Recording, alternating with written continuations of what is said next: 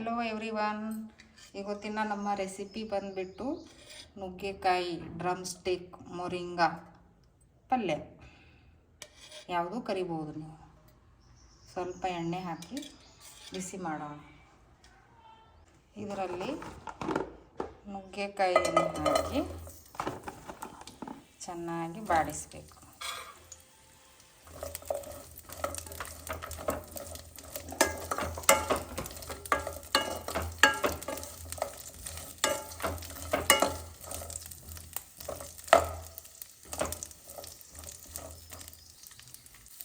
ಇದು ಸ್ವಲ್ಪ ಬೆಂದ ಮೇಲೆ ಇದಕ್ಕೆ ಸ್ವಲ್ಪ ಅರಿಶಿಣ, ಸ್ವಲ್ಪ ಉಪ್ಪು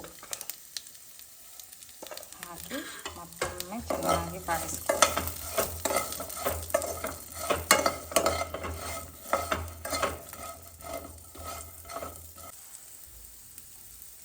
ಸ್ವಲ್ಪ ನೀರನ್ನು ಹಾಕಿ ಇದನ್ನು ಬೇಯಲು ಬಿಡಬೇಕು.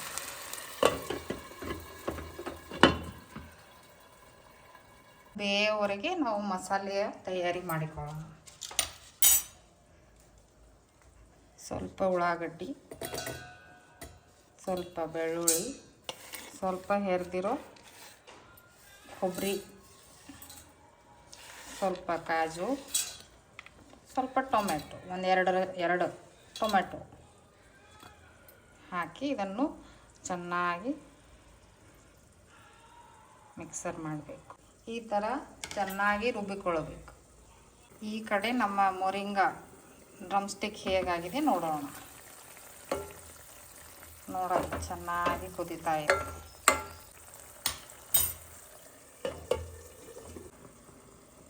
ಇದನ್ನು ಚೆಕ್ ಮಾಡೋಣ.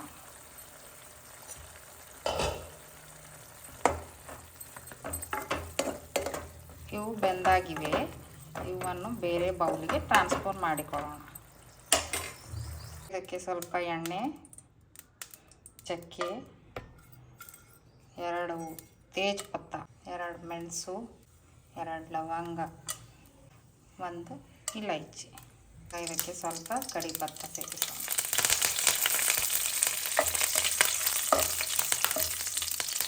ಈಗ ಇದು ರುಬ್ಬಿರೋ ಮಿಶ್ರಣವನ್ನು ಇದರಲ್ಲಿ ಕೂಡಿಸ್ಬಿಡೋಣ.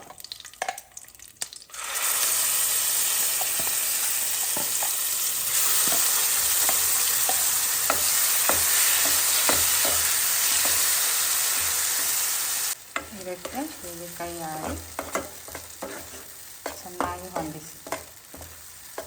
ಇದು ಸ್ವಲ್ಪ ಹಸಿ ವಾಸನೆ ಹೋಗೋವರೆಗೂ ಇದನ್ನು ಮುಚ್ಚಿಡೋಣ. ಆವಾಗವಾಗ ಹೀಗೆ ನಡುವಿನಲ್ಲಿ ಕೈ ಆಡಿಸ್ತಾ ಇರ್ಬೋದು. ನಮ್ಮ ಬೇಸಿಕ್ ಮಸಾಲೆಗಳನ್ನು ಹಾಕೋಣ. ಸ್ವಲ್ಪ ಅರಿಶಿಣ, ಯಾಕಂದರೆ ನಾವು ನುಗ್ಗೆಕಾಯಲ್ಲಿ ಹಾಕಿದ್ದೀವಿ ಮೊದಲೇ. ಈಗ ಸ್ವಲ್ಪ ಉಪ್ಪು, ನುಗ್ಗೆಕಾಯಲ್ಲಿ ಉಪ್ಪು ಹಾಕಿರೋದ್ರಿಂದ ಉಪ್ಪಿನ ಪ್ರಮಾಣವನ್ನು ನೋಡಿಕೊಂಡು ಹಾಕಿ. ಸ್ವಲ್ಪ ಖಾರ, ಇದು ನಿಮ್ಮ ಟೇಸ್ಟಿಗೆ ತಕ್ಕಂಗೆ ಹೆಚ್ಚು ಕಮ್ಮಿ ಮಾಡ್ಕೋಬೋದು.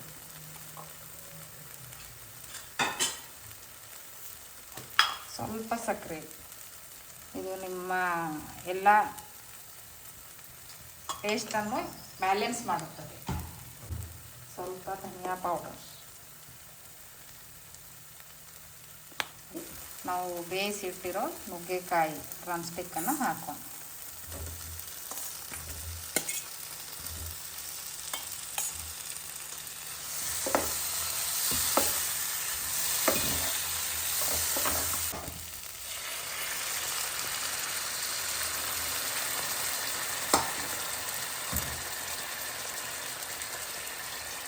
ಹೀಗೆ ಒಂದು ಸರ್ತಿ ಚೆನ್ನಾಗಿ ಕೈ ಆಡಿ ಈಗ ಇದನ್ನು ಕುದಿಯಲು ಬಿಡೋಣ.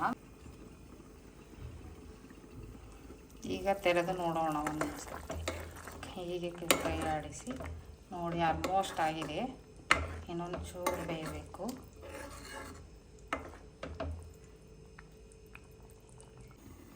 ಹೀಗೆ ಇನ್ನೊಂದು ಸರ್ತಿ ಚೆಕ್ ಮಾಡೋಣ.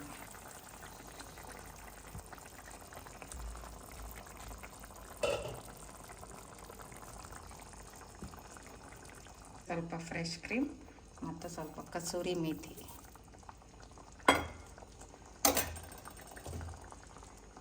ಸ್ವಲ್ಪ ಫ್ರೆಶ್ ಕ್ರೀಮ್,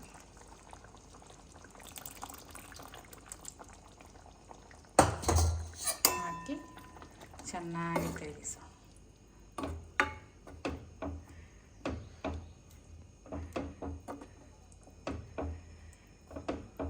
ಆಲ್ಮೋಸ್ಟ್ ಪಲ್ಯ ತಯಾರಾಗಿದೆ.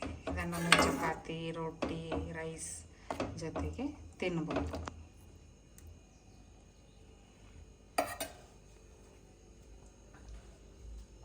ಇನ್ನೊಂದೆರಡು ನಿಮಿಷ ಸಣ್ಣ ಉರಿಯಲ್ಲಿ ಬೇಯಿಸಿ ಗ್ಯಾಸ್ ನೋಡಿ. ಇದನ್ನು ಪರಾಠ ಜೊತೆಗೆ, ಚಪಾತಿ, ರೈಸ್, ರೊಟ್ಟಿ ಎದ್ರ ಜೊತೆಗೂ ತಿನ್ಬೋದು.